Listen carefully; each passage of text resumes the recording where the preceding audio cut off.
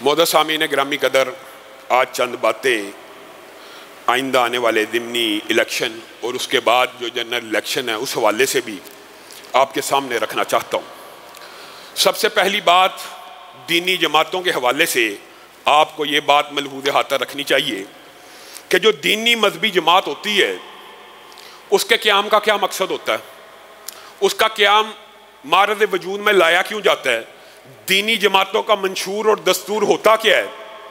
دینی جماعتوں کا بنیادی طور پہ ایک ہی منشور اور ایک ہی دستور ہوتا ہے، وہ اقامت دین ہے، وہ دین الہی کی سربلندی ہے، وہ وطن عزیز میں اسلامی نظام کی جد و جہد ہے، وہ وطن عزیز میں قرآن و سنت کے نظام کو غالب کرنے کی جد و جہد ہے۔ دینی جماعت کا اس کے علاوہ کوئی مقصد نہیں ہوتا۔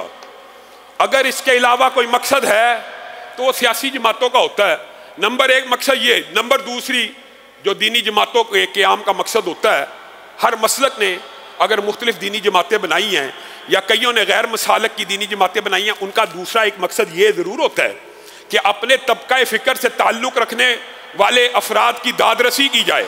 تو گویا دینی جماعتوں کا پہلا مقصد غلبہ دین، دوسرا مقصد دین پسندوں کی، مظلوم ہو دین پسند ہو، اسلام پسند ہو، مظلوم ہو، اس کی داد رسی کی جائے۔ بنیادی طور پر یہی دینی جماعتوں کے قیام کا مقصد، یہی ان کی جد و جہد کا مقصد ہوتا ہے۔ ان دو مقاصد کو اگر سامنے رکھیں تو آپ کو یہ بات سمجھ آ جائے گی کہ دینی جماعتیں حقیقت میں معاشرے میں محتسب کا کردار ادا کر رہی ہوتی ہیں۔ محتسب کا کیا مطلب؟ اگر آپ کو معاشرے کے اندر دین کے خلاف، دینی اقدار کے خلاف کوئی اشتہار نظر آئے، جم خانہ میں پگڑی کا معاملہ نظر آئے، روافظ کی طرف سے صحابہ کی گستاخی نظر آئے، ختم نبوت کے اوپر کوئی معاملہ نظر آئے، پاسپورٹ کے خانے میں مذہب کا جو پاسپورٹ کا کے اندر مذہب کے خانے کی بحالی کا معاملہ ہو، نیٹو افواج کا معاملہ ہو، تو دینی جماعتیں حرمت رسول کا معاملہ ہو وغیرہ، دینی جماعتیں ایک تحریک چلاتی ہیں اور کوشش یہ کرتی ہیں کہ دینی اقدار محفوظ رہے، دین کے اوپر لوگ حملہ آور نہ ہو۔ یہ معاشرتی کردار ہے۔ اور دوسرا، دینی جماعتوں کا ایک سیاسی کردار بھی ہے، اور اس حوالے سے میں آپ کے سامنے اکثر یہ بات رکھتا رہتا ہوں۔ اس حوالے سے ہم خاص طور پہ پنجاب کے عوام کی ذہن سازی کرنے میں ناکام ہو گئے کہ اگر ممبر رسول کا وارث عالم دین ہے اور ممبر رسول کے اوپر آپ کسی زانی، بدماش، بدکار کو، چور اور ڈکیت کو برداشت نہیں کرتے، تو تخت رسول کے اوپر ایک چور، بدماش، عیاش کو کیوں برداشت کرتے ہیں؟ جس طرح ممبر رسول کا وارث ایک عالم دین ہے، اسی طرح تخت رسول کا وارث بھی عالم دین ہے۔ حقیقت یہ ہے، اسلامی حقیقی سیاست یہ ہے۔ وہ الگ بات ہے آپ اور میں، یہ دینی جماعتوں کی ایک ڈائنامکس ہوتی ہے۔ دینی جماعتیں پھر الیکشن کیوں لڑتی ہیں؟ اس لیے لڑتی ہیں کہ اگر معاشرے کے اندر یہ دینی اقدار کی محافظ ہیں تو کہیں آئین کے اندر کوئی شب خون مارنے کی کوشش کرے، آئین کے اندر کوئی ترمیم کر کے غیر اسلامی شکے بنانے کی کوشش کرے، وہاں پہ بھی کوئی دین کے نمائندے موجود ہونے چاہیے جو ان کے سامنے سٹینڈ لے لے، جو اپنا موقف پیش کریں۔ اور اللہ کے فضل و کرم سے دینی نمائندے اسمبلی میں چاہے تھوڑے جاتے رہیں، چاہے قلیل جاتے رہیں، لیکن ان کا کردار سنہری ہے۔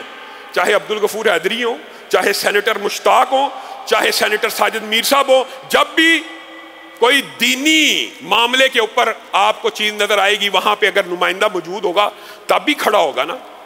اگر وہاں پہ بھی آپ کے نمائندے نہ ہوں، اور آج یہ دکھ کی بات ہے، ہم جی دینی جماعتوں کو ووٹ نہیں دیں گے، کیا وجہ جی؟ ہمارا ووٹ ضائع چلا جائے گا۔ آج سب سے بڑا پنجابیوں کے اندر یہ فالٹ ہے، وہ کس کو ووٹ دیتے ہیں؟ جو بندہ جیت رہا ہوتا ہے۔ کیا آپ یہ سمجھتے ہیں حقیقت میں کہ دین پسندوں کی تعداد معاشرے میں پنجاب میں کم ہے؟ اللہ کی قسم نہیں ہے۔ صرف مثال دے رہا ہوں، اسی مسجد کے اندر کم و بیش 2000 سے زائد عورت مرد موجود ہوتے ہیں۔ اس علاقے میں صرف مسلک اہل حدیث کی 100 سے زائد مساجد ہیں، بریلویوں کی الگ ہیں، دیوبندیوں کی الگ ہیں۔ یہ ہزاروں لوگوں کے ووٹ آپ کے خیال میں کم ہیں، لیکن ڈلتے کیوں نہیں؟ کیونکہ یہ بات سمجھتے ہیں کہ اگر ہم نے ووٹ ڈال دیا ووٹ ضائع چلا جائے گا، جیتے گا نہیں بندہ۔ اور میرے بھائیوں، یہ دماغ کے اوپر کیسا فطور اور فتنہ مسلط کر دیا گیا ہے۔ کیا کبھی مؤذن نے یہ سوچ کے اذان دی ہے کہ نمازیوں کو بھی میں کھینچ کے لاؤں گا. مؤذن کا کام اذان دینا ہوتا ہے. دینی جماعتوں کا کردار اور مقام بھی یہی ہے کہ وہ لوگوں کو اذان دے, لوگوں کو اقامت دین کے لیے کھڑا کرے, ان کو اس بات پہ ابھاریں کہ ساری زندگی میں اتحاد کا مخالف بھی نہیں ہوں, اور یہ بھی بات سمجھیں, میں اتحاد کو جائز سمجھتا ہوں سیاسی جماعتوں کو, لیکن سیاسی جماعت کی ہی حاشیہ برداری اور سیاسی جماعت ہی کا کل اور سیاسی جماعت ہی کی ساری زندگی کاسا لیسی کر دینا, ان سیکولر جماعتوں کو مضبوط کرنا اور مذہبی جماعتوں کو کمزور کرتے رہنا, یہ دین کی سیاست نہیں ہے, یہ اسلامی جماعتوں کی سیاست نہیں ہے. علامہ ابتسام الہی ظہیر نے اور میں نے آپس میں مشورہ کر کے اس ضمنی انتخابات میں غیر مشروط اور جنرل انتخابات کو سامنے رکھتے ہوئے یہ فیصلہ کیا ہے کہ ہم نے ان ضمنی انتخابات میں بھی اگر ساتھ دینا تو اسلامی جماعتوں کا ساتھ دینا. آپ سب ساتھیوں نے میری اس بات کو نوٹ کرنا ہے, غور کرنا ہے, فکر کرنی ہے. ہم نے سب نے کس کا ساتھ دینا ہے؟ دینی جماعتوں کا ساتھ دینا. ہاتھ کھڑا کر کے وعدہ کرے کہ دینی جماعتوں کا ساتھ دیں گے. دینی اور اسلامی جماعتوں کا ساتھ دینا ہے, اس بات سے قطع نظر کہ ووٹ کتنے ملتے ہیں. او بھائیو, یہ عقل کے اوپر پردہ, میں یہ بات بتاؤں, یہ صرف پنجابیوں کا مسئلہ بن گیا, اور مولانا فضل الرحمان کو ایک بات کے اوپر خراج تحسین ہے کہ خیبر پختونخوا کے اندر, اس بیلٹ کے اندر اور بلوچستان کی بیلٹوں کے اندر انہوں نے محنت کر کے کم از کم یہ بات منوا لی ہے کہ مذہب پسندوں کو اور اسلام پسندوں کو ووٹ دینا چاہیے. ہم پنجابی آج تک اسی بحث سے نہیں نکلے کہ سیاسی جماعتوں کو ووٹ دیں گے جی, مذہبی دینی جماعتیں سیاسی جماعتوں کا ووٹ بینک ٹوٹ بھی گیا ہے تو کیا تکلیف آ جائے گی. اور اگر صرف دنیاوی بات کروں نا, دنیاوی بات آئی ہے ضمنی طور پہ بات جو ہو رہی ہے, تو دنیاوی بھی سن لیجئے.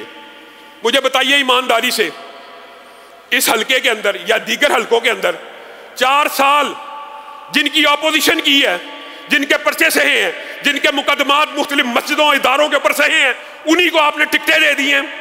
4 سال ہماری اپوزیشن جن کے ساتھ چلتی رہی ہے, انہی کو آپ ٹکٹیں دے دیں اور عوام کو کہ انہی کو ووٹ ڈال دیں.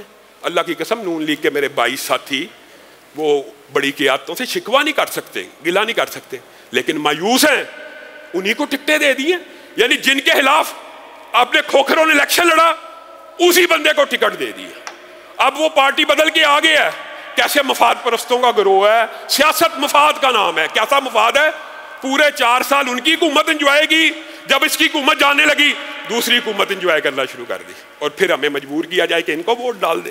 کبھی ایسا نہیں ہوگا. دینی جماعتوں کو ووٹ ڈالا جائے گا. اور اس ضمن کے اندر یہ بھی بات یاد رکھیے, جماعت اسلامی ہو, جمعیت علماء اسلام ہو, تحریک لبیک ہو, جو امیدوار آپ کے حلقے کے اندر مضبوط ہے آپ اس کو ووٹ ڈالیں. اور بعض لوگ اس بات کے اوپر عجیب و غریب کمنٹس اور تبصرے کرنا شروع کر دیتے ہیں. اور میرے بھائیو, دینی جماعتوں کی پولیٹکس کو کچھ سمجھیے. بعض لوگ یہ کہتے ہیں جی علامہ صاحب نے دینی جماعتوں کا ساتھ اس لیے دیا جی سیٹ کا چکر. اب آپ کم ذہن ہوتے ہیں, ہر جگہ ہوتے ہیں. یہ کس قدر بڑا مغالطے اور دھوکے کا سودا ہے. سیٹ حاصل کرنی ہو تو سیاسی اور سیکولر جماعتوں کے ساتھ ملا جاتا ہے کہ دینی جماعتوں. پاکستان میں سب سے مشکل سیاست اور سب سے مشکل سیٹ نکالنا دینی جماعتوں کا سیٹ نکالنا, تو سیٹ کے لیے دینی جماعتوں سے ملا جائے گا. عقل کے اوپر کیسا پردہ ہے. یعنی اگر سیٹ حاصل کرنی ہو تو نون لیگ یا پی ٹی آئی کے ساتھ بننا ملے. سیٹ تو ادھر سے ملنا آسان ہے, جیتنا بھی ادھر سے آسان ہے. دینی جماعتوں کی سیاست بہت مشکل ہے, اور یہ مشکل کر دی گئی ہے, اور یہ مستقل مشکل ہوتی جا رہی ہے. میرے جماعت اسلامی کے 22 کے کینڈیڈیٹ موجود ہیں. میں ان کو بھی یہ بات کہنا چاہتا ہوں کہ دینی جماعتوں کی اگر سیاست کرنی ہے, میں نے اور ابتسام بھائی نے تو غیر مشروط طور کے اوپر یہ قربانی دی ہے کسی خاص وجہ سے کہ مستقبل کا سینیریو شاید ہماری سوچ فکر پرموٹ ہو. اس وقت جو ملک کے حالات ہیں نا, اللہ کی قسم تاریخ شاہد اور گواہ ہے, آج مذہبی جماعتوں کے لیے سب سے بڑا راستہ کھل چکا ہے. اگر آج بھی مذہبی جماعتیں ایک نہ ہوئیں اور انہوں نے دین کی نفاذ اسلام کی تحریک کو نہ چلایا تو کل کبھی آج تک ایسا ہوا کہ ایک ہی ٹرنیور میں 2 سیاسی پارٹیوں کا جنازہ نکلا ہو. پہلے لوگ ایک سے تنگ تھے, اب دوسری سے بھی تنگ آ گئے. اگر ابھی بھی آپ رستہ صاف نہیں کرتے, اور میں یہاں پہ ذہنوں کو اور دلوں کو بھی فراخ کرنے کا دینی جماعتوں سے مطالبہ کرنا چاہتا ہوں. یہ کیا بات ہوئی؟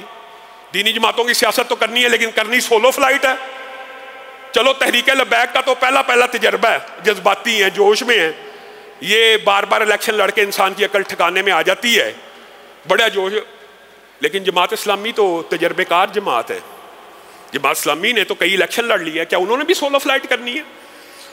آپ سولو فلائٹ کرتے رہے، میں تمام دینی جماعتوں کا تو کرتے رہے، ہر الیکشن میں آپ کے ووٹ کم ہوں گے، بڑھیں گے نہیں. ایک وقت وہ تھا 1970 کے الیکشن میں جماعت اسلامی ملک سے کلین سویپ کرنے کی پوزیشن میں تھی، آج کتنے ہزار ووٹوں کے اوپر آ کے گر گئی ہے. لیکن ہم نے پھر بھی ووٹوں کو نہیں دیکھنا، ہم نے اس حلقے کے اندر جماعت اسلامی کے کینڈیڈیٹ کو سپورٹ کرنا ہے. لیکن میرا ان جماعتوں سے یہ مطالبہ ہے، اور میرے بھائیوں عجیب بات ہے، بالفرض یہ جو جذباتی نوجوان ہوتے ہیں، یہ جنرل ضمنی کو چھوڑے جنرل الیکشن کے اندر بھی، مثال دے رہا ہوں مثال سمجھانے کے لیے، طریقے لبیک والے اول تو بڑا مشکل ہے، سولو فلائٹ کر کے کوئی الیکشن نہیں جیت سکتی دینی جماعت. اگر مثال دے رہا ہوں 2 سیٹیں جیت بھی جائے گی تو کون سا مارکا انقلاب بپا ہو جائے گا؟ کیا رسول اللہ کا دین 2 سیٹوں سے تخت پہ آ جائے گا؟ ایسا کبھی نہیں ہوگا. اگر آپ ساری دینی جماعتیں مل جائیں گی تو پھر آپ 25-30 پنجاب سے بھی سیٹیں حاصل کرنے کی پوزیشن میں ہوں گے اور حقیقی محتسب کا کردار ادا کر سکیں گے. 25-30 سیٹیں ایسی ضرور ہوتی ہیں جو کسی بھی غیر آئینی، غیر اسلامی کسی بھی قانون کے اندر تبدیلی کرنے کی جسارت کو روک سکتی ہیں. 1-2 سیٹوں سے کیا ہو جاتا ہے؟ اور یہ بھی عجیب بات ہے، وہ فلاں کے ساتھ اتحاد کر لیا. جماعت اسلامی کے ساتھیوں کو بھی یہ تحفظات ہوتے ہیں، مولانا فضل الرحمان صاحب کے ساتھ اتحاد کر لیا یا فلاں کے ساتھ اتحاد کر لیا، 5 سیٹیں ان کی زیادہ نکل، یار 5-7 اگر کسی کی زیادہ نکل رہی ہیں تو 2-4 تمہاری بھی تو نکل رہی ہیں. اور 5-7 سیٹوں سے کون سا کسی نے ملک کا وزیر اعظم یا صدر بن جانا ہوتا ہے؟ یہ رہے گی سیاست پریشر کی، یہ محتسب کی سیاست رہے گی. اس لیے میری تمام دینی جماعتوں سے یہی گزارش ہے، ہم نے ہر دینی جماعت کی غیر مشروط سپورٹ کا اعلان کیا ہوا ہے. جہاں پہ جس جماعت کا کینڈیڈیٹ مضبوط ہے، اللہ کی قسم یہ مل جائیں، یہ میں صرف پنجاب کی آپ کو بات کہہ رہا ہوں، اگر یہ مل جائیں تو خیبر پختونخوا اور بلوچستان میں آج ہی اگر یہ مل جائیں آپ کی 2 صوبوں میں حکومت قائم ہو سکتی ہے، اور پنجاب میں آپ اس پوزیشن میں آ سکتے ہیں کہ آپ محتسب کا، حقیقی پریشر گروپ کا کردار ادا کر لیں. اور اگر اکیلے لڑتے رہنا ہے، ساری زندگی اکیلے ہی لڑتے رہنا ہے، تو پھر آپ کچھ بھی نہیں کما سکیں گے. پھر آپ کے ووٹ دن بدن، یہ طریقے لبیک والے بھائی ہیں، ان کو تجربہ کر لینے دیں. 10-20 ہزار ووٹ لینے سے کیا ہو جائے گا؟ کچھ بھی نہیں ہوگا. لیکن یہ جذبہ نئی پارٹی ہے، اس کو تجربہ کر لینے دیں. لیکن میری اصل بات تو جماعت اسلامی اور جمعیت علماء اسلام اور دیگر دینی جماعتوں سے جو 20-50 سال سے الیکشن لڑ رہے ہیں، وہ بھی سولو فلائٹ کرنا چاہتے ہیں. ایسا ہرگز نہ کیجئے. دین پسندوں کے، اسلام پسندوں کے ووٹوں کو جمع کیجئے، فراغ دلی رکھیے. 5 اگر دوسری پارٹی جیت جائے گی تو 3 تو بھی جیت جائے گا. 10 اگر دوسری پارٹی جیت جائے گی 4 تیری بھی ہو جائیں گی. نہ 10 والا تیرے پہ غالب آ کے تجھے تحس نحس نہیں کر سکتا.